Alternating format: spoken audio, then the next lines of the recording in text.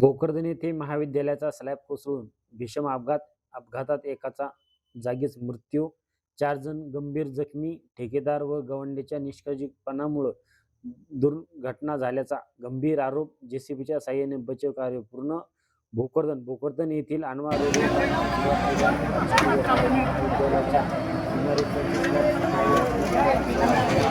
मध्ये दुर्घटना घडली आहे. या अपघातामध्ये निष्पाप एका जणाचा बळी गेलेला आहे. मोतीराम रावजी मिरगे, वय वर्ष 50 असं या मयत मजुराचं नाव आहे. या अपघातामध्ये गंभीर झालेला कृष्णा नामदेव हिरे याला तातडीनं जालना येथील रुग्णालयामध्ये हलवण्यात आलेलं आहे.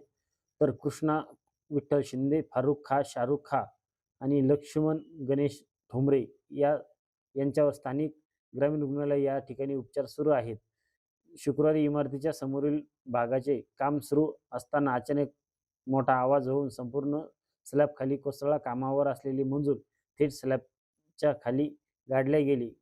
घटनेची माहिती मिळताच स्थानिक नागरिकांनी घटनास्थळी धाव घेऊन तातडीने जेसीबीच्या साहाय्याने यांना बाहेर काढण्यात आले. यामध्ये विशेष म्हणजे हा जो स्लॅब टाकण्यात आलेला होता, हा 8 फुटाच्या स्लॅबच्या स्ट्रक्चरवर पुन्हा बल्ल्या उभ्या करून स्ट्रक्चर उभं करून त्यावर स्लॅब टाकण्यात आलेला होता आणि खाली जवळपास पाणी असल्याने या ठिकाणी नरम जागा असल्याने हा संपूर्ण स्लॅब खाली आलेला आहे. त्यामुळं या ठिकाणी ही घटना घडलेली आहे.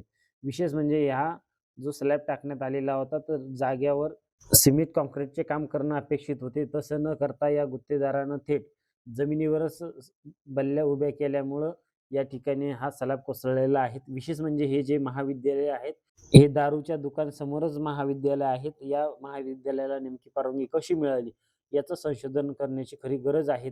या ठिकाणी जो महाविद्यालयाचं काम सुरू आहे, या संस्था चालकाने एका इंजिनियरला हे काम दिलेलं आहे. इंजिनियर आणि हे तिसऱ्या व्यक्तीला हे काम करण्यासाठी दिलेलं होतं. या ठिकाणी जो मंजूर गुत्तेदार आहेत यानं संपूर्णपणे कामात हलगर्जीपणा केल्यामुळे ही घटना घडलेली आहे. भोकरदन येथील ग्रामीण रुग्णालयामध्ये तिघांवर उपचार सुरू आहेत. तर या ठिकाणी एक जण मयत असून दुसरा हा जालना येथे रेफर करण्यात आलेला आहे.